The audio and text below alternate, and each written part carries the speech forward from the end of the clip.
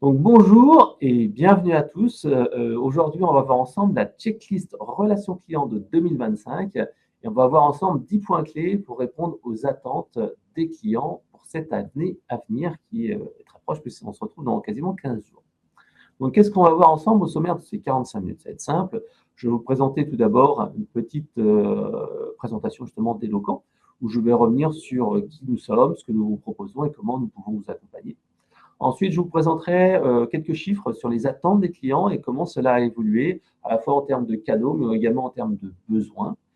Pour cela, je me pencherai sur une étude qu'on a réalisée auprès de 1000 Français, mais également l'étude d'élus service client de l'année. Ensuite, je vous présenterai une étude qu'on a menée auprès d'une centaine, 150 à peu près, professionnels de la relation client. Et en fait, on verra quelles sont les bonnes pratiques et les priorités de ces pros pour 2025 en termes de relation client. Enfin, nous verrons ensemble la checklist avec 10 points à vérifier. Et à chaque fois, pour ces 10 points à vérifier, comme on a comme relativement peu de temps, je vous mettrai des documents à consulter, que ce soit des webinaires ou des livres blancs, que vous pourrez comme cela en fait regarder à tête reposée. À la fin, nous verrons en fait la session de questions-réponses. Donc, tout d'abord, je vais aussi me présenter. Donc, Frédéric Canavette, je suis responsable de projets digitaux chez Eloquent. Eloquent, pour ceux qui ne nous connaissent pas, on est spécialiste de la relation client, on est donc éditeur de logiciels. Et notre objectif, c'est d'aider les entreprises comme vous à mieux gérer, orchestrer, mesurer les interactions avec leurs clients grâce à une plateforme cloud d'expérience client qui utilise l'intelligence artificielle et qui permet de gérer les interactions de manière omnicanale, mais également d'écouter les clients. Donc, ça fait plus de 20 ans qu'on existe. On a une centaine de collaborateurs à votre disposition. On gère à peu près un demi-milliard d'interactions, du téléphone, du chat, du mail, du chatbot, du callbot, etc. Et on mène à peu près 150 millions d'enquêtes de satisfaction chaque année. Voilà, on a plus de 320 clients dans différents secteurs et dans près de 40 pays. Donc notre mission, elle est simple, c'est vous aider à créer des conversations mémorables avec vos clients et collaborateurs. Donc c'est de sublimer les attentes des clients, aller au-delà de leurs attentes grâce à la donnée, grâce à l'IA, mais également mettre de l'humain parce que c'est essentiel. On n'est pas juste là pour fournir des outils. Il faut également de l'humain au bon moment. Voilà. Alors, donc, pour cela, on met à votre disposition donc, une plateforme cloud d'expérience client qui se divise grosso modo en deux grosses parties. La première partie qui est la solution de centre de contact, où on gère les interactions de manière omnicanale, voix, téléphone, mail, chat, SMS, réseaux sociaux, vidéo, etc. Callbot, chatbot, bien entendu. Et d'autre côté, un gros pilier, c'est tout ce qui est écoute client et collaborateur avec les enquêtes de satisfaction client-collaborateur, la publication des avis, mais également tout ce qui est partie IA avec l'analyse sémantique des parcours clients. Voilà, donc j'en ai fini avec cette rapide présentation d'Eloquent. Si vous voulez en savoir plus sur nos produits, bien entendu, on sera à votre disposition. Alors, on va commencer par cette première partie. On va voir ensemble les attentes des clients en 2025. Alors, pour cela, je me suis inspiré de deux études, comme je le disais précédemment, et du service client de l'année, et une étude qu'on a menée sur les parcours clients, cette fois dans le secteur e-commerce, retail, qui nous ont permis en fait d'avoir des insights assez intéressants. La première chose à retenir, c'est que malheureusement, c'est difficile de s'appuyer sur ses lauriers et de s'endormir sur ses lauriers, puisque tout simplement, faire comme d'habitude ne suffit plus.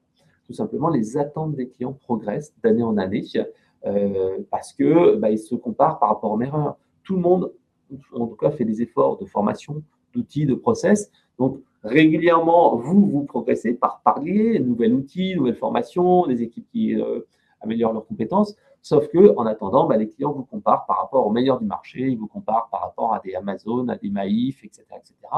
Et donc, forcément, à un moment donné, vous n'avez pas la possibilité forcément de suivre autant que les clients. Et donc, il faut savoir se remettre en question et chaque année, se réinventer pour se remettre en fait aux normes des clients.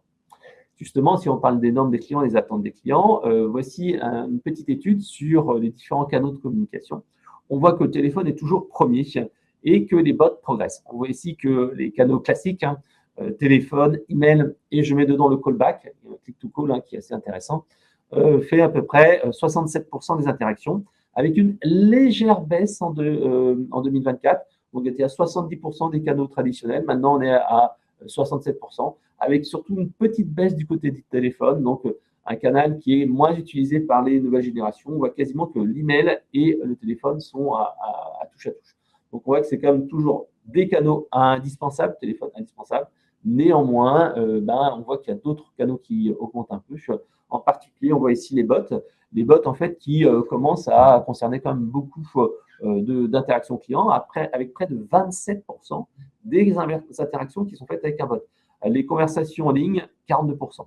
Ce que nous, on constate, c'est que véritablement, il y a une attente très forte des clients sur l'immédiateté des réponses. Je le dirai un petit peu plus tard, mais il faut considérer chaque canal de communication, par exemple le téléphone, le mail, etc., comme en fait des canaux chauds. C'est-à-dire qu'il n'y a plus des canaux froids, des canaux chauds. C'est-à-dire que je peux me dire, tiens, je réponds au mail dans 24 heures, je réponds au courrier, etc., dans un certain nombre de temps. On voit bien qu'on est tous sur des canaux chauds. Les clients, en fait, attendent de plus en plus une réponse très rapide. Souvent, c'est 6-12 heures pour la réponse à un email. Donc, tous les canaux, maintenant, sont devenus des canaux, chauds, avec une réponse rapide. Ce qu'on peut aussi également noter, c'est la progression de certains outils, comme par exemple la messagerie instantanée, WhatsApp, on en parlera tout à l'heure, et aussi des interactions assez intéressantes et sur le site internet, mais une petite baisse sur la partie application mobile. En moyenne, les Français ont contacté les services clients par 3,7 canaux. Donc, on était à 4 canaux en 2023, donc un petit peu moins de canaux, mais c'est quand même relativement faible. Mais on voit bien qu'on est sur une communication omnicanale. Proposer un seul canal de communication ne suffit plus, bien sûr. L'indispensable, c'est le téléphone et l'email. Alors, si maintenant on s'adresse aux clients et leur demande quels sont les canaux privilégiés lors d'un problème. Et là, en fait, lors d'un problème, on retrouve un petit peu les mêmes ordres de grandeur, mais avec vraiment une prédominance extrêmement forte de l'email et du téléphone. Parce que tout simplement, lorsqu'on a un problème, on veut le téléphone parce qu'il y a quelqu'un au téléphone qui va pouvoir résoudre notre problème et être rassuré éventuellement. L'email pour un traitement simple et marquer en fait la demande avec un accusé de réception.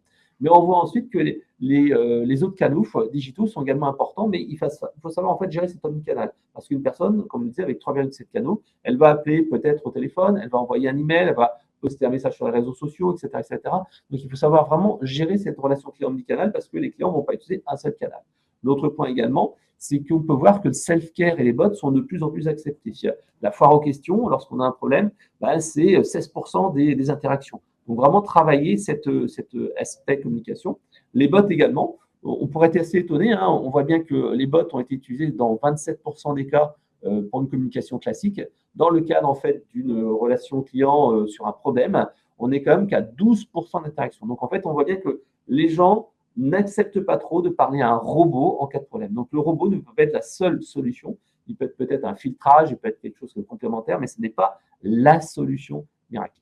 On voit également avec 14% que les avis en ligne sont également importants, puisqu'en fait, les clients, quand ils n'ont pas en fait de réponse suffisamment rapide à leur demande, qu'est-ce qu'ils vont faire? Ils vont essayer d'attirer l'attention des marques ou de déclarer une injustice au service client avec ces fameux avis. On voit également aussi l'émergence de la messagerie instantanée. On parlait tout à l'heure de WhatsApp. On voyait que sur la partie communication classique, on était à 18%, grosso modo. Et en cas de problème, on est quand même sur, grosso modo, allez, 8%. Ce qu'on a noté dans cette étude-là, qu'on peut retrouver dans un livre blanc qu'on va sortir la semaine prochaine, c'est que ces interactions sur WhatsApp concernent surtout en fait les jeunes générations, c'est-à-dire les 18-24 et les 24-30, grosso modo. Après, plus on monte en âge, moins l'interaction sur WhatsApp est plutôt acceptée. Le dernier point, la visio. On voit bien que la visio devient aussi un très bon canal, extrêmement apprécié. On est à 6% d'utilisation, mais on a vraiment une augmentation de la visio, en particulier pour tout ce qui est opération de SAV, dépannage, technique, etc., etc. Alors, un autre point que je voulais parler avec vous, c'est tout simplement lorsqu'on a besoin de contacter un service client, ce qui compte le plus, c'est toujours la joignabilité. Donc, toujours un effort important sur la joignabilité. Et on verra tout à l'heure, attention à ne pas faire de la surqualité. C'est vraiment essentiel de se dire, je dois être capable de répondre dans des délais acceptables, mais pas non plus faire de la surqualité qui va me coûter de l'argent. Un autre point, bon, ça concerne de moins en moins de services clients, mais 96% des clients estiment que les numéros des services clients devraient être gratuits. Un autre point qui est également important de noter, et ça c'est à valoriser dans vos communications, c'est le service client Made in France. Ça, on voit bien, presque 90% des gens disent, mais j'aimerais bien parler à quelqu'un qui est français et qui comprend ma problématique.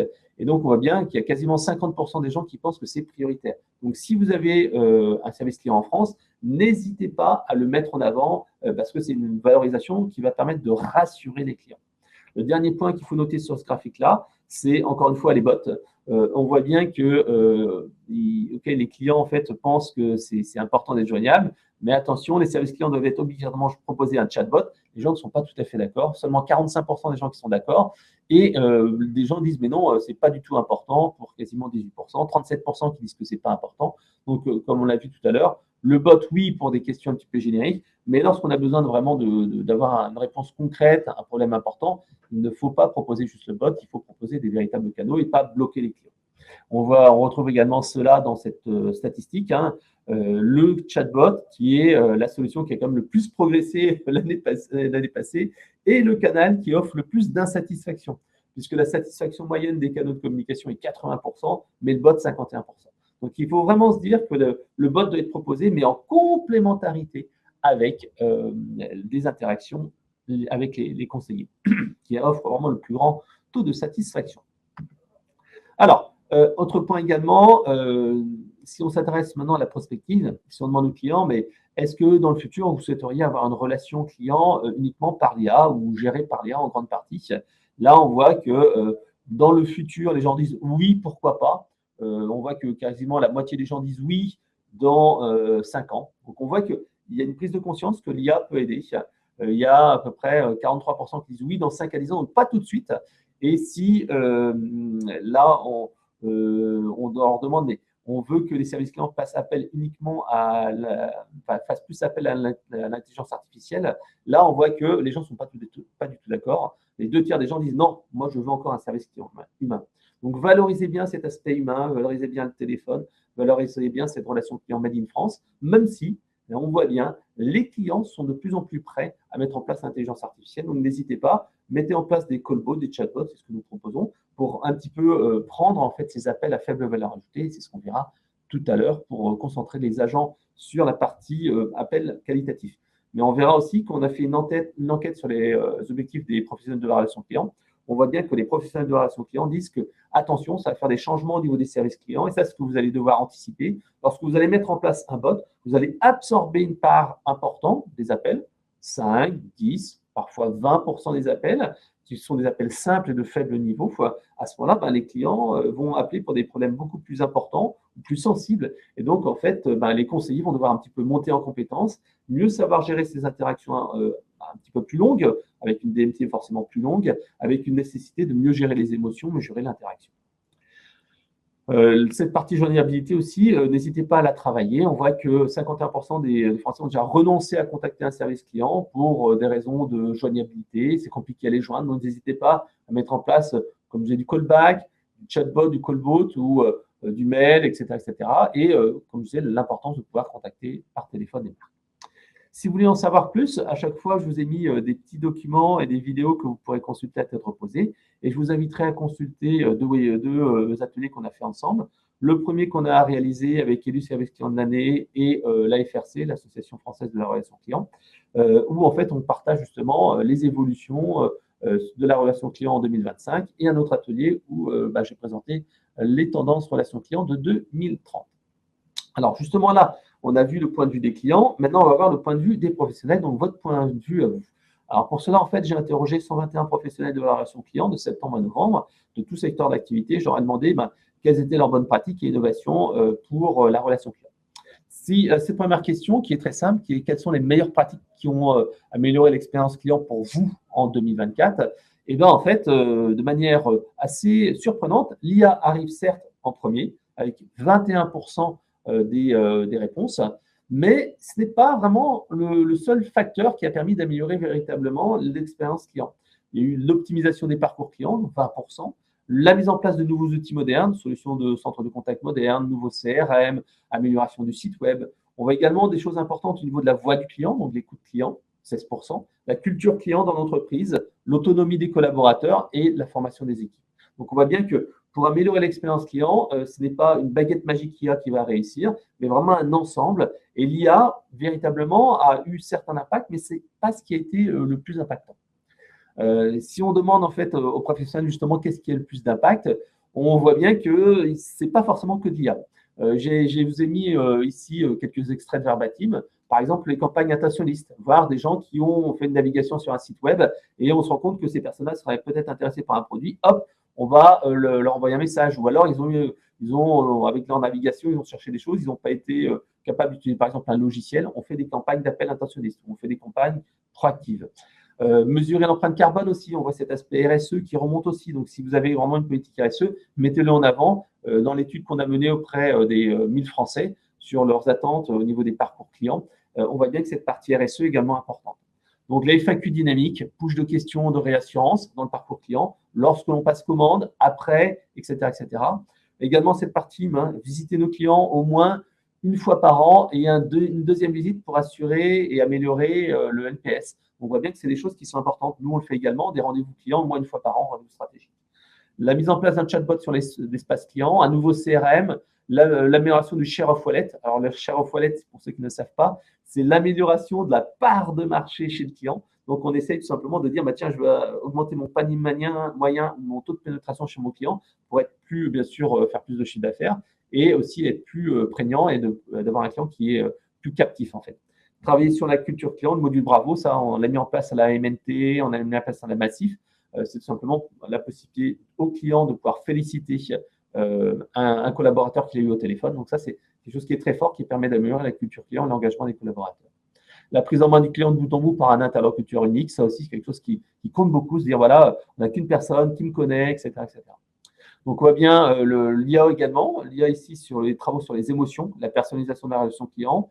Certaines personnes qui ont ouvert le canal WhatsApp pour les SAV. Moi, je l'ai vu, j'étais client SNCF et j'ai fait une réclamation. C'est vrai que le canal WhatsApp, pour moi, je l'ai trouvé extrêmement agréable, puisqu'en fait, je pouvais comme ça passer des messages, avoir une interaction, revenir sur le message, copier la messagerie. Donc, c'était vraiment assez intéressant d'avoir ce flux de conversation. L'IA, on a vu aussi certaines personnes qui ont dit, voilà, on a mis Copilote en place avec une IA. On a eu des calls réguliers pour des propositions intéressantes, un petit peu ce qu'on a vu tout à l'heure. Le rappel sous 1 heure de tout dépôt de demande de réclamation avec l'engagement respecté d'un call hebdo. Ça, je trouve que c'est assez intéressant. C'est un suivi. La mise en place d'un close de loop. Close de loop, on l'a vu et je vous montrerai tout à l'heure avec un atelier qu'on a mis en place avec la maison du client, avec tout simplement détection des irritants. Ensuite, voir une réunion pour savoir ce qui est vraiment problématique, voir ce qui est mis en place comme action corrective et vérifier que ça a vraiment un impact. Donc, un baromètre interne auprès de l'ensemble des collaborateurs, qui est aussi intéressant. La mise en place de focus group avec les clients, donc l'écoute client active. Donc, ça, c'est des choses assez intéressantes. Donc, je vous laisserai consulter la présentation, mais pas mal de bonnes pratiques qui seront à appliquer dans les entreprises. Si on s'adresse maintenant aux priorités des clients pour 2025, sans trop de surprises, vous verrez que l'IA et le self-care arrivent en numéro 1. Donc, n'hésitez pas d'ailleurs, si dans le chat, vous voulez nous faire part de quelques projets ou de choses, d'un retour d'expérience, je serai preneur sur l'IA, parce qu'en fait, nous le mettons en place chez nos clients, mais c'est toujours intéressant aussi d'avoir un retour de votre côté au niveau de la relation client. Est-ce que vous, l'IA, ça a changé quelque chose? Et si vous avez des bonnes pratiques, n'hésitez pas à nous en faire part. J'enverrai tout à l'heure, je lirai tout à l'heure les questions et les réponses dans la session questions-réponses. Donc, l'IA en premier, 25%, donc ce qui est assez important, mais pas autant que je l'aurais imaginé. Alors, c'est peut-être parce que l'IA a été une priorité cette année pour certaines entreprises, mais en tout cas, l'IA uniquement pour un quart des personnes. Toujours les outils, le CRM, la solution de centre de contact, tout ce qui est process et amélioration du parcours client, et la personnalisation. La personnalisation, c'est quelque chose d'essentiel, puisque lorsqu'on a mis en place une étude auprès de 1000 Français sur leurs attentes au niveau des parcours clients, ce qui est arrivé dans les priorités, c'est la personnalisation.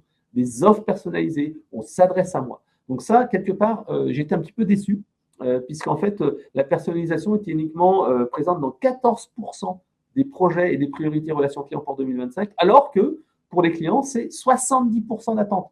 Donc, on voit bien qu'il y a un problème dans vos plans d'action entre ce que les clients attendent de vous et ce que vous allez proposer. Donc, attention à bien utiliser l'IA pour personnaliser, pas uniquement pour rationaliser. Et les outils de CRM, de centre de contact, doivent également faire pour cela. Personnaliser, écouter le client. Alors, les projets prioritaires, j'en ai mis quelques-uns ici, des verbatim. Donc, détecter les signaux faibles et agir avant les réclamations, donc idéal. Déploiement de l'IA pour générer des comptes rendus d'entretien téléphonique en visio. C'est vrai que nous, on le fait dans nos outils. Hein. Le compte rendu automatique post-appel, c'est important. Réduire le nombre d'appels entrants avec du chatbot, avec de l'IA. Tout simplement aussi faire monter en compétence des personnes du back-office vers le front pour augmenter la capacité de contact. On a eu un beau retour d'expérience de Stellian là-dessus, où ils ont eu la capacité de former les équipes de back-office pour faire du traitement de dossiers en cas d'urgence climatique. Ça, c'est vraiment important de fédérer les équipes là-dessus. Également important, fédérer le codir autour de la culture client. Il faut de l'envie, des moyens. C'est vrai que si le comité d'entreprise n'est pas vraiment acteur là-dessus, vous aurez du mal à améliorer l'expérience client. Là, en fait, il y a certains clients qui disent, après avoir favorisé le mail pendant la période Covid, ils remettent en fait en avant les appels téléphoniques. Mettre en place des plans d'action opérationnels pour collecter les avis et les retours d'expérience, pour ajuster le service fourni, encore le close the loop. Le clienteling, alors le clienteling, c'est un terme un peu barbare, mais ça veut dire tout simplement développer des offres spécifiques pour un secteur d'activité précis, pour une cible de clients spécifique ou faire du sur-mesure quand on est en B2B. La base de connaissances et le quality monitoring, on verra, on en parlera tout à l'heure, mais c'est quelque chose d'essentiel. Optimiser la voix du client et travailler sur l'aspect émotionnel. On voit tous les clients, nos clients qui sont véritablement en avance en termes d'expérience client. Je parlerai de la Maïf ou je parlerai de la MNT ou même de la Massif, qui sont nos clients, travaillent beaucoup sur la gestion des émotions. On voit bien que c'était une très, très grosse priorité de l'année 2024. Donc, si vous ne l'avez pas encore fait, essayez de travailler sur cet aspect gestion des émotions. Également, la gestion du canal voix, reconnaissance vocale du motif d'appel. C'est vrai qu'on le fait de plus en plus chez nos clients. Le client, il appelle au téléphone, dit bonjour, j'appelle pour telle chose. Un bot lui dit quelle est votre demande, j'appelle pour telle chose et on est routé à la bonne personne avec éventuellement un petit self-care si la demande peut être traitée en self-care. Donc, plus d'appels sortants également. Donc, je vous laisserai regarder ces petits verbatim tranquillement. Alors, si on demande ensuite aux professionnels de relations clients, à peu près 120 comme je le disais, quelle est leur priorité et leurs outils prioritaires. Donc, moi, je leur dis, mais quels sont les outils que vous allez mettre en place en priorité dans les semaines, mois à venir? Et tout simplement, ils nous ont dit, numéro 1, c'est le quality monitoring. Et ça, c'est tout à fait en phase avec ce que j'ai dit précédemment. Il va y avoir de plus en plus d'interactions qui vont être traitées par l'IA. Et les interactions qui vont être restantes, c'est des interactions plus complexes, des interactions qui vont être génératrices d'émotions. Et donc, qu'est-ce qu'on va faire? On va devoir écouter le collaborateur, à la fois pour l'aider, le coacher, mais également tout simplement pour essayer de faire progresser, d'améliorer les process et de faire en sorte que ces moments clés qu'on appelle, lorsqu'on appelle au centre de contact, soient des moments qui soient générateurs de fidélisation et de valeur ajoutée. Donc, le quality monitoring, 91% des gens disent que c'est vraiment très important, enfin important ou très important. Dans le très important, 55% des utilisateurs. Donc, le quality monitoring, vraiment essentiel. C'est pour ça que nous, on a développé notre propre solution de quality monitoring dans nos outils de centre de contact. C'est un simple module que l'on peut déployer en quelques jours. Ça se fait en une semaine, 2 semaines, et on peut mettre en place un quality monitoring avec l'écoute des appels. Donc ça, c'est vraiment important pour humaniser sa relation client, améliorer la qualité de service. Deuxième chose, le deuxième point qui est important, c'est transcription. On le voit également, la transcription, 65% des gens pensent que c'est très important. On le voit, c'est même plus important que le quality monitoring, mais en globalité, on est à 87%. Donc, c'est vrai que la transcription et le résumé de conversation, on voit que pour nous, c'est vraiment un game changer chez nos clients, puisqu'en fait, tout simplement, ça permet d'économiser du temps, de 10, 20, 30, 40 secondes que l'on peut gagner là-dessus avec un résumé automatique, avec des actions qui sont mises en place. Donc, un gain de temps et surtout après une réexploitation, parce qu'on peut faire du data mining et retrouver ces informations-là. Également, quelque chose d'important, c'est le chatbot, les chatbots pour les clients, important pour 77% des personnes, donc indispensable pour retraiter ces fameuses actions à faible valeur ajoutée. Les callbots, en revanche, moins prégnants. Certaines entreprises sont moins fans du téléphone, donc forcément, le callbot qui va prendre des appels est moins important pour eux. Grosso modo, moi, j'estime qu'à partir de 100 appels automatisables par jour, ça devient intéressant d'avoir un callbot. Donc, si vous pouvez automatiser une centaine d'appels par jour, le callbot est intéressant. Si vous êtes à moins, forcément, c'est moins pertinent. Les chatbots internes, donc pour aider les conseillers, par exemple, ils ont une question, il y a différents types de FAQ, on a du mal à trouver l'information. Chatbot interne, un peu moins intéressant, on voit bien que ça ne fédère que 65% des personnes. Voilà, donc je vous ai montré un petit peu les tendances. Maintenant, on va passer à la checklist. Donc 10 points pour appliquer en fait ces stratégies relation client. Donc ce que j'ai fait, c'est que j'ai essayé de lister pour moi 10 points clés qu'il faut véritablement vérifier lorsqu'on veut mettre son plan d'action relation client. Donc le petit sondage que j'ai lancé tout à l'heure, donc on voit bien que il y avait 36% des gens qui ont préparé un plan relation client spécifique pour 2025, donc assez peu. 45% qui disent que c'est en cours, donc c'est pas mal, mais 18% qui n'ont encore rien prévu. Donc moi, je vous invite en fait je vous partage les résultats, à vraiment réfléchir à ce plan d'action relation client, parce que pour moi, c'est quelque chose d'important en termes d'expérience client. Donc, dans les 10 points, je vous ai mis 10 points clés. La première chose, revalider la cohérence de votre promesse relationnelle. Deuxième chose, analyser les points noirs du parcours client pour les améliorer. Le fameux principe close the loop, qu'on a vu plusieurs fois. Écouter les collaborateurs, car les aider, c'est aider les clients. Identifier la nature des interactions pour essayer d'automatiser les actions à faible valeur ajoutée. On l'a vu tout à l'heure. Les clients sont de plus en plus prêts à avoir un bot qui va prendre une partie des demandes. La personnalisation des interactions, quelque chose qui est extrêmement demandé. C'est le facteur numéro 1. C'est ce que demandent en priorité les clients. Ajouter du proactif, là également. Le proactif, il y a quelques temps, c'était, on va dire, l'option, la petite cerise sur le gâteau. Désormais, les clients s'attendent de plus en plus à cet aspect proactif. La transformation de chaque interaction en réassurance, l'innovation dans les parcours clients, développer la culture client et le dernier point qui est pour moi crucial, c'est développer le ROI et prouver le ROI de l'expérience client, puisque dans un contexte économique qui est plus compliqué maintenant, c'est compliqué d'aller défendre en fait l'expérience client lorsqu'on ne peut pas dire oui, je fais l'expérience client, mais ça me permet de fidéliser les clients, mais ça me permet d'augmenter le panier moyen, mais ça me permet en fait d'avoir des clients qui vont partir moins à la concurrence. Voilà, donc ça c'est essentiel. Donc à chaque fois, pour chaque point clé, je vous présenterai en fait quelques outils qu'on a chez Locan ou qu'on a vu chez nos partenaires et des pistes. Donc bien entendu, ce ne sont que des pistes. Je vous laisserai après choisir les bonnes solutions.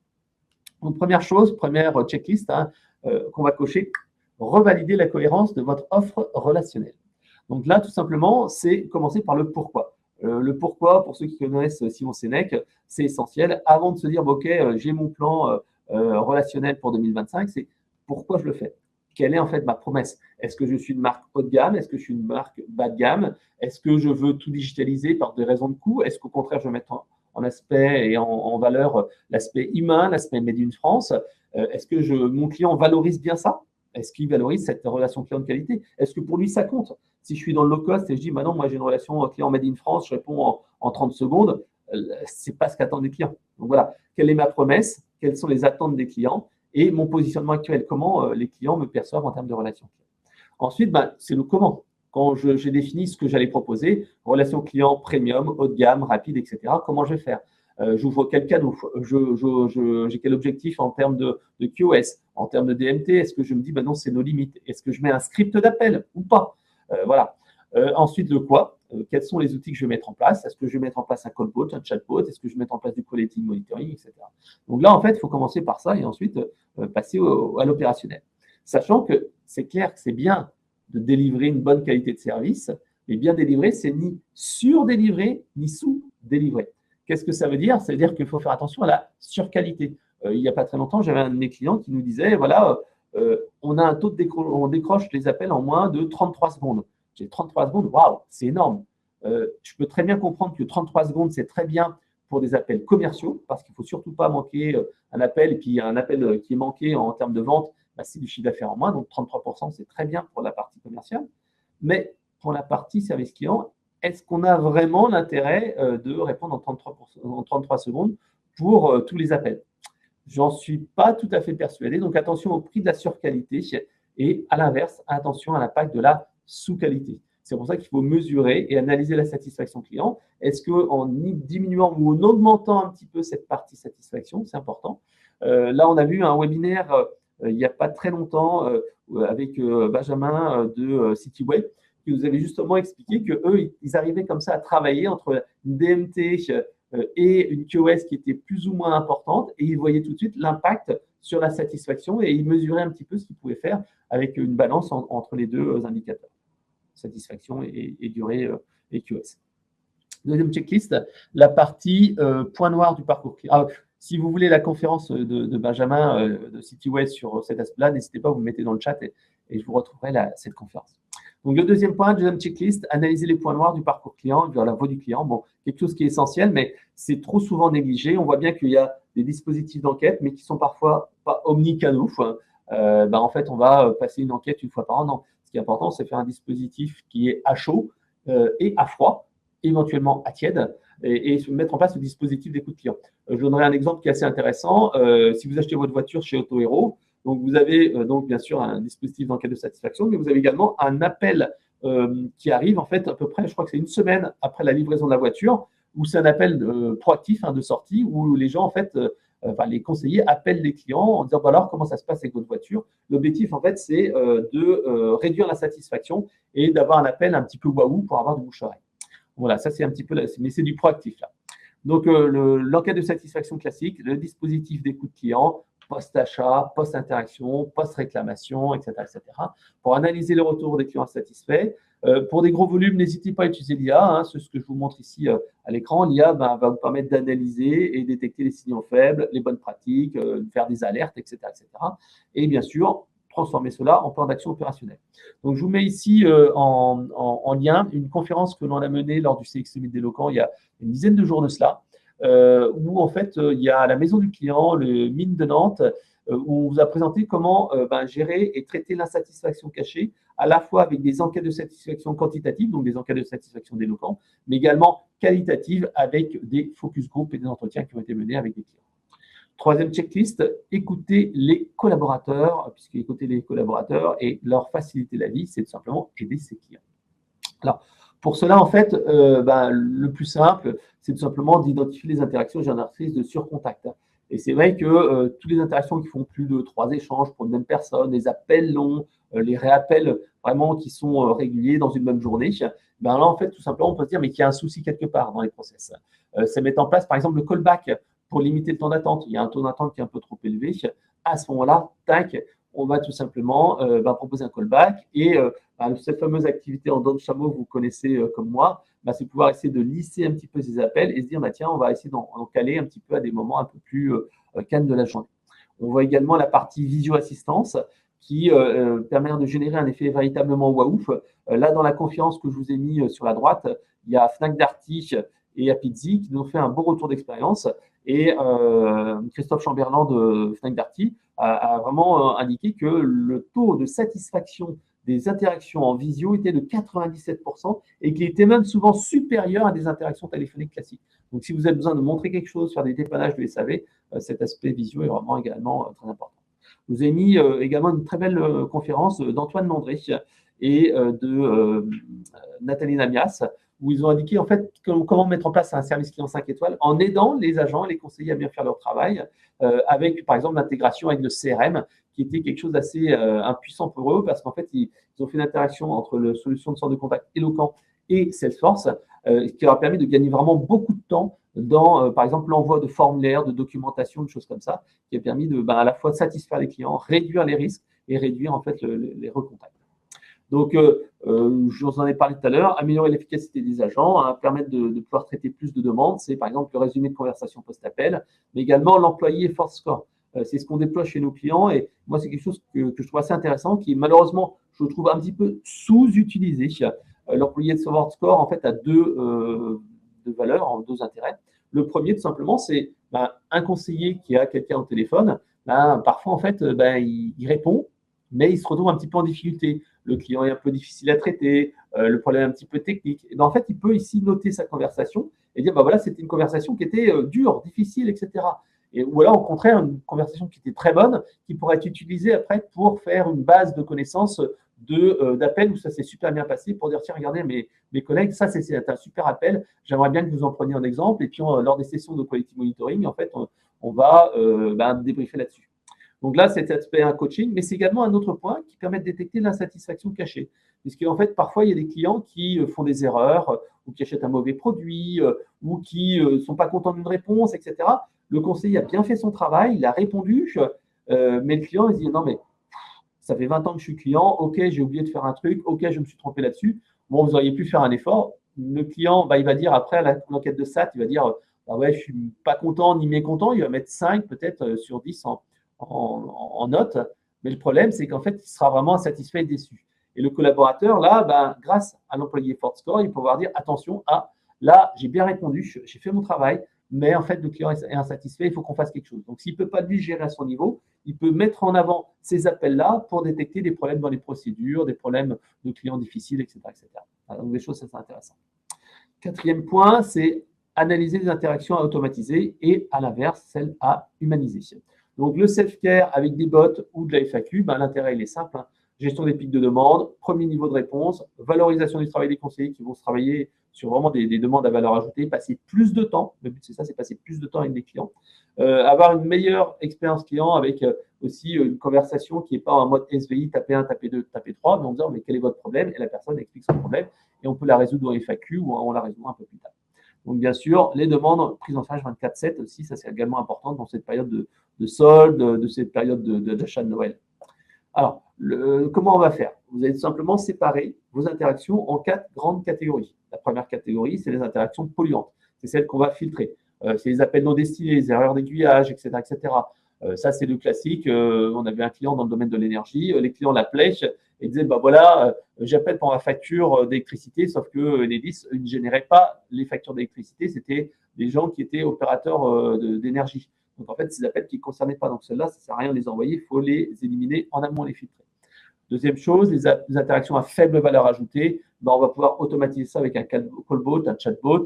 Et au contraire, les interactions à valeur, tout ce qui est réclamation, sensible, les personnes qui ont discuté avec le bot, qui n'ont pas réussi à avoir une réponse, il faut les passer très rapidement à un agent qui va prendre le temps et qui va mettre de l'émotion dans l'appel. Et le dernier point, c'est les interactions génératrices de valeur. Comme on libère du temps avec l'automatisation, on va faire des appels proactifs, on va faire de la relance, on va remercier les promoteurs, etc., etc. Donc, des choses qui sont essentielles à mettre en place. Pour cela, en fait, je vous invite à consulter ces 2 conférences. La première avec PwC et la G2R mondiale, où on explique en fait comment l'IA peut être complémentaire aux agents du centre de contact avec du chatbot, du callbot et de l'analyse sémantique. Et l'autre point, un webinaire sur l'IA au centre de contact que j'ai animé il y a quelques temps. Alors, on peut également aider le client à s'aider avec les FAQ. Et là, j'ai un cas assez intéressant que vous pourrez consulter. C'est le groupe Atlantique qui a mis en place en fait du self-care et des vidéos d'auto-formation en fait pour les installateurs. Parce que les installateurs, ils se retrouvent parfois devant une chaudière et ils ne savent pas en fait comment ça marche. Donc, ils peuvent regarder rapidement un petit tuto sur YouTube pour réussir à dépanner. La FAQ également très intéressante. Alors, la checklist numéro 5, c'est comment on va personnaliser l'interaction pour créer du relationnel. Donc, la personnalisation, bien sûr, ça se fait par la préqualification. J'ai parlé tout à l'heure de SVI, langage naturel, c'est-à-dire que la personne va pouvoir indiquer son problème. Le conseiller arrive, il y a la fiche du client qui remonte parce qu'on a une intégration avec le CRM. On sait que la personne parle de tel truc. Il y a l'incident qui peut même remonter, le dernier incident qui était concerné. Ah oui, bonjour, monsieur machin, vous nous appelez pour tel truc. Ah oui, j'appelle pour ça. Ah bah oui, c'est très bien. On donne tout de suite une bonne impression parce qu'on n'est plus un inconnu, on est accueilli et on est reconnu. Voilà. Les suggestions de réponses personnalisées aussi dans les emails. Là, on met en place ça dans notre solution. Donc, vous allez pouvoir retrouver ça très prochainement. C'est-à-dire que lorsque vous allez, vos agents vous répondre à des messages. Actuellement, il y a bien sûr les messages types. Et ben maintenant, en fait, on va pouvoir avoir une réponse qui va être générée par l'IA. C'est-à-dire qu'on va prendre la réponse du client et on va pouvoir proposer au conseiller une réponse préformatée avec la charte rédactionnelle de l'entreprise en disant tiens, voilà, c'est comme ça qu'il faut répondre. Et donc, elle va pouvoir immédiatement avoir une réponse personnalisée et adaptée à la demande du client. Numéro 6, ajouter du proactif dans vos parcours clients. Ça, c'est également important. Je vous le disais, la proactivité, il y a quelques temps, il y a 1 an, 2 ans, c'était quelque chose qui était la cerise sur le gâteau. Maintenant, en fait, ça devient de plus en plus l'attente. C'est-à-dire qu'on passe d'un service client qui est en réactivité. Donc, on attend que le client nous appelle, le client il est stressé, il attend une réponse à sa demande, etc. etc. Là, on va essayer de faire du proactif. On prend l'initiative, le client ne s'y attend pas et on peut faire un effet voilà. Ça peut se faire de différentes manières. La première manière, la plus simple, c'est d'anticiper les choses. On a un exemple avec la MEE, qui est un de nos clients. Si vous avez des enfants comme moi, vous savez que en septembre, c'est toujours la même chose. Il faut faire le dossier scolaire avec l'attestation, avec les préférences des dossiers à remplir. Et en fait, au lieu d'avoir un pic de demandes qui arrive avec des gens qui veulent avoir leur attestation, en fait, la MEE envoie un petit SMS un petit peu en avance. Comme ça, les gens peuvent télécharger leur attestation et ça réduit tout de suite la charge. Il y a également ici un beau témoignage qu'on avait eu il y a quelques temps de cela de Prévoir, qui nous expliquait en fait 3 campagnes d'appels proactifs. Une campagne en fait qui était assez intéressante sur les agents d'assurance qui n'avaient pas eu d'interaction avec le service client ou les commerciaux. Donc, ils étaient rappelés par les équipes parce qu'en fait, ils savent très bien que s'il n'y a pas une interaction régulière avec les agents d'assurance, et ben, tout simplement, en fait, l'agent d'assurance ne pense pas à vous et pensera aux concurrents. Un autre point qui est également intéressant, c'était un projet qui était direction retraite. C'est-à-dire qu'en fait, ils se rendent compte que lorsqu'un client part à la retraite, et ben, s'il appelle à la dernière minute, en fait, le client il va prendre son argent, il aura été conseillé par sa banque ou d'autres organismes, et il va prendre l'argent qui était dans son plan d'épargne retraite et il va partir. Là, leur objectif, c'est faire un appel 2 ans avant pour conseiller le client en disant, tiens, voilà, vous allez partir bientôt à la retraite, qu'est-ce que vous avez prévu, pour conserver le client et éviter qu'il ne parte à la concurrence. Voilà. C'était quelques exemples. La numéro 7 sur 10, c'est transformer chaque interaction en élément de réassurance. On l'a dit tout à l'heure, c'est vraiment important de faire en sorte que quand on appelle au service client, on soit rassuré, qu'on soit écouté. Et avec le quality monitoring, tout simplement, on va pouvoir coacher les équipes et passer en fait d'une relation client qui est très scriptée à une relation client qui est plutôt sur l'émotion. Et pour cela, en fait, on a mis en place 2 webinaires. Alors, j'ai un premier webinaire qui est assez intéressant, là, qui est vraiment focus 100% quality monitoring, avec même le conseil de 3 consultants en relation client qui expliquent un peu comment mettre en place le quality monitoring et en tirer le meilleur dans son entreprise. Donc, vous pourrez consulter ce webinaire-là. On a également fait un webinaire que je n'ai pas mis là, et si ça vous intéresse, je pourrais le mettre dans le chat, un webinaire qu'on a organisé avec le groupe France Mutuelle et le cabinet de consulting Téléressources, qui nous a expliqué en fait comment on pouvait créer de l'émotion et transformer en fait une relation client classique en une relation client vraiment à valeur ajoutée. On fait vraiment une expérience client. Donc, un webinaire qui était assez intéressant parce qu'il y avait un aspect quality monitoring, mais aller au-delà du quality monitoring, scripté, vers un quality monitoring vraiment coaching et accepter de sortir du cadre pour créer de l'émotion.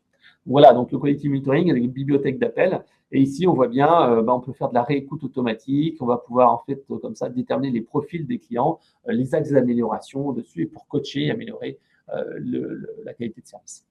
8e checklist, point dans la checklist, l'innovation dans le parcours client. Ça, c'est vraiment essentiel. Je le disais en introduction, on peut plus se permettre de faire la relation client d'il y a 10 ans. Il faut faire de l'innovation. Les clients l'attendent. Ils sont prêts, on l'a vu, à la partie bot, intelligence artificielle, les clients acceptent en fait d'avoir cette partie bot-là quand c'est bien fait. Quand c'est bien fait. Les innovations qui améliorent la qualité perçue, je vous en ai parlé tout à l'heure, du WhatsApp pour l'immédiateté, pour les jeunes générations, pour le B2C. Ça, pour moi, c'est un canal qui est vraiment waouh, qui est vraiment intéressant et qui peut être intégré dans votre solution de centre de contact.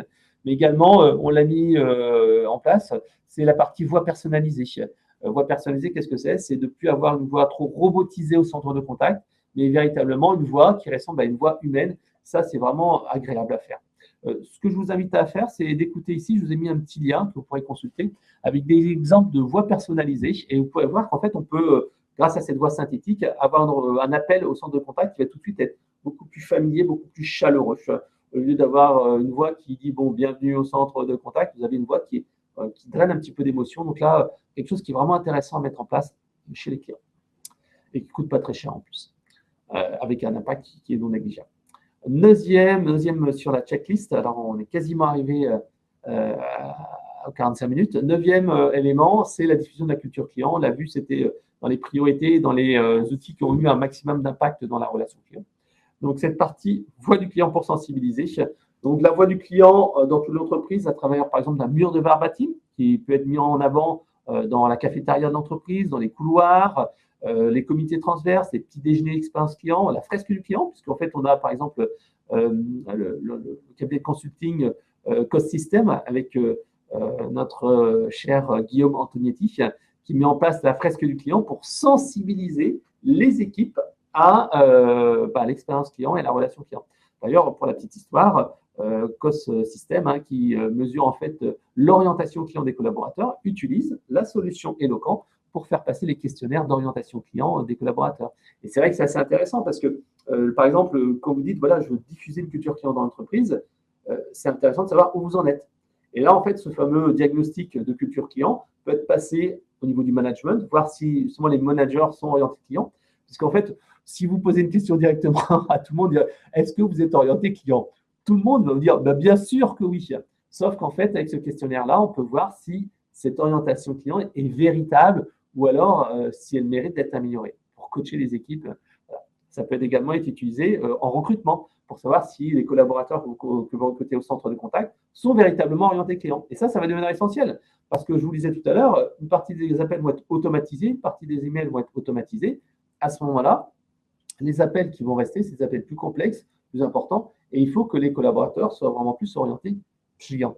Voilà. Et donc ça va permettre justement de diagnostiquer cela.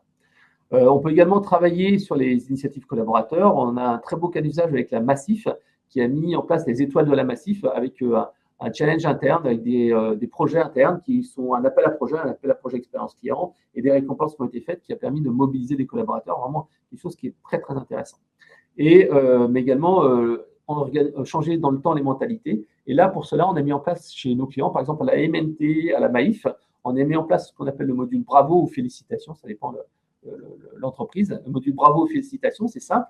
Un client qui appelle au centre de contact, il peut laisser bien sûr un avis client, mais il peut en plus féliciter le collaborateur. On dit tiens, est-ce que vous voulez féliciter la personne que vous avez eu au téléphone? Et à ce moment-là, il dit ben voilà, merci à Frédéric qui m'a vraiment aidé, etc., etc. Et on voit qu'il y a des réponses qui sont vraiment très sympathiques. Par exemple, ici, la personne dit ben, merci à telle personne, j'ai cru déceler dans votre voix un léger rhume, portez-vous bien et à très bientôt et encore merci. On voit bien que c'est vraiment orienté pour le collaborateur et pas pour l'entreprise. Et ça, c'est des appels qui font vraiment du bien et qui permettent en fait de valoriser les collaborateurs qui font bien leur travail. Et la MNT a mis une étude après post-implémentation du module et ils ont vu en fait que ce module Bravo a permis de motiver les collaborateurs, de faire en sorte qu'ils étaient beaucoup plus efficaces, de faire en sorte que ça valorisait leur travail et de favoriser en fait cette orientation client. Donc, vraiment quelque chose qui est assez intéressant. Donc, je vous invite à consulter les webinaires suivants si vous voulez travailler sur la culture client. Donc, nos clients comme par exemple Soliazar, Massif, je vous ai parlé de la fameuse étoile de la relation client, la Maïf, la marque, la MNT. On a également une très belle conférence de Marc Van Remenent sur la partie neurosciences au service de l'expérience client. Vraiment assez intéressant. Comme quoi, en fait, il faut travailler la psychologie humaine pour arriver à travailler mieux l'expérience client. Mais également, Guillaume Antonietti, dont je vous ai parlé tout à l'heure, il a fait le plaisir d'animer une conférence sur la partie diffusion de la culture client. Alors, on arrive à la dixième checklist, deuxième partie de la checklist, et pour moi, qui est vraiment essentielle, qui est trop souvent négligée, c'est prouver le ROI de l'expérience client. Je dis toujours, l'expérience client ne va perdurer que si elle prouve son ROI. Sans ROI, qu'est-ce qui va se passer? Lorsqu'on va changer de directeur, on va changer de manager, on va changer de dirigeant, en fait, il va pouvoir remettre en cause les choses. Et on l'a vu plusieurs fois chez certains de nos clients qui avaient vraiment des démarches très importantes en termes d'expérience client. Tout d'un coup, un changement de management, et à ce moment-là, on change les priorités. Donc, pour éviter cela, tout simplement, il faut mettre en place des calculs de ROI en disant, voilà, en mettant en place des actions de fidélisation, en fait, j'ai réussi à garder le client plus fidèle plus longtemps, j'ai augmenté le panier moyen, j'ai fait des upsells, j'ai fait des cross-sells, j'ai réduit le churn, etc., etc. Donc là, en fait, on a une très belle conférence qui a été organisée avec Bouygues Télécom Entreprise, avec Mathieu Mélou, qui était vraiment intéressante justement sur le dispositif de voix du client et le ROI. Donc ça, je vous invite à la regarder, c'est vraiment intéressant. Et on voit bien qu'il faut prouver ce ROI d'expérience client en réduisant, en indiquant que ça réduit l'attrition, que ça réduit le coût des ventes, que ça permet de faire des ventes croisées, de baisser la sensibilité au prix, de faire du bouche-oreille positif. Voilà. Les clients satisfaits d'aujourd'hui sont les prospects de demain. Alors, on arrive quasiment à la fin de cette conférence. J'espère que ça n'a pas été trop riche en informations pour vous. Donc, n'hésitez pas à commencer à préparer vos questions. Je vais répondre d'ici quelques secondes. Ce qu'il fallait retenir, tout simplement, c'est que les attentes clients évoluent et ont évolué. Et en plus, la technologie va ouvrir en fait de nouvelles opportunités au centre de contact. Donc, on voit qu'on va vers plus d'instantanéité. Je le disais précédemment, tous les canaux sont devenus des flux et non plus des stocks. On va plus stocker des emails, mais on va devoir traiter des emails au fil de l'eau. Les parcours clients doivent être de plus en plus fluides, des parcours clients omnicanaux. Les clients, s'ils ne sont pas contents, eh ben, ils vont aller en parler, ils vont quitter l'entreprise. Ça n'a jamais été aussi simple de quitter une entreprise parce qu'avec Internet, avec les résiliations, c'est devenu extrêmement facile. Proposer un service client personnalisé, ça, je trouve que c'est un petit peu trop négligé dans certains plans relations clients 2025. Travailler sur la proactivité, ça, c'est quelque chose qui est vraiment essentiel. Travailler sur l'empathie pour que les interactions avec les conseillers au centre de contact apportent véritablement de la valeur ajoutée. Ensuite, le bon dosage humain et IA, essentiel. On l'a vu dans la partie études au début. Le chatbot, c'est le canal qui se développe le plus, mais c'est celui qui offre le plus de mécontentement. Donc, attention, bon dosage et faites appel à des experts de la relation client pour mettre en place vos bots. Sélectionnez des innovations également, l'IA, des outils ou l'organisation qui vont vraiment avoir un impact maximum. Et bien entendu, Eloquent, nous, on est là à votre service pour répondre à ces défis, vous aider avec les outils de centre de contact, d'enquête de satisfaction et d'intelligence artificielle. Votre plan d'action, il est assez simple.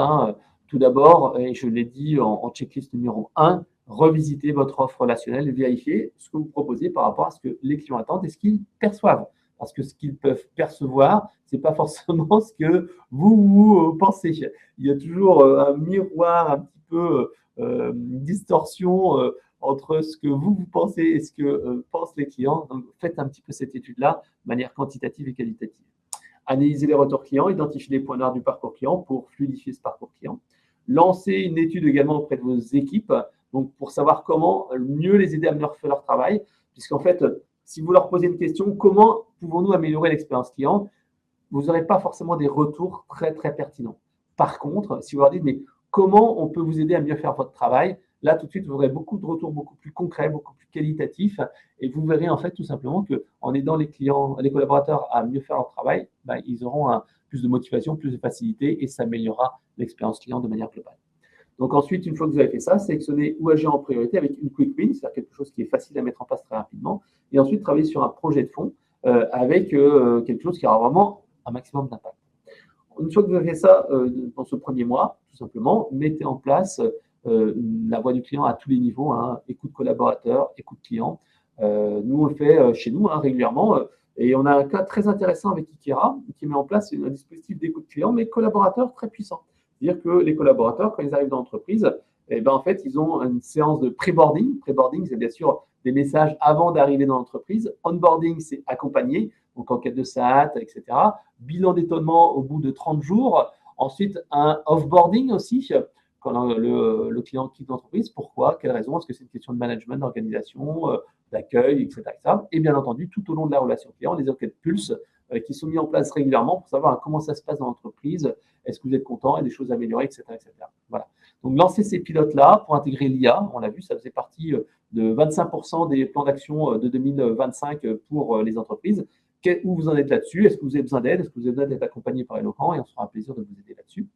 Mesurer les ROI de vos actions, essentiel. Dans un contexte économique difficile, je l'ai dit, on a tendance à couper un petit peu à droite, à gauche. Si vous voulez que l'expérience client soit conservée, mesurez les ROI. Et bien sûr, après, à plus long terme, vérifiez que vous avez les bons outils en termes de CRM, de centre de contact et lancer après des nouveaux chantiers. Voilà, donc on a un petit peu débordé sur le timing. J'espère que cette conférence vous aura intéressé. Merci pour toutes les questions qui nous ont été posées. Je vous souhaite à tous une excellente journée. Si vous souhaitez avoir plus d'informations, n'hésitez pas. Nos équipes sont à votre disposition. Donc, je vous mets ici le numéro de téléphone 0805 301 100. Comme je le disais précédemment, le téléphone n'est pas perdu et nous, on voit bien que le téléphone, c'est le canal qui permet de contacter nos clients et d'avoir du relationnel et conclure des ventes, plus encore que l'email ou les réseaux sociaux. Et bien sûr, notre email marketing@eloquent.com si vous souhaitez nous poser des questions supplémentaires. Donc, à très bientôt. Rendez-vous en 2025 pour des prochains webinaires sur la relation client. À bientôt et rendez-vous en 2025. Au revoir.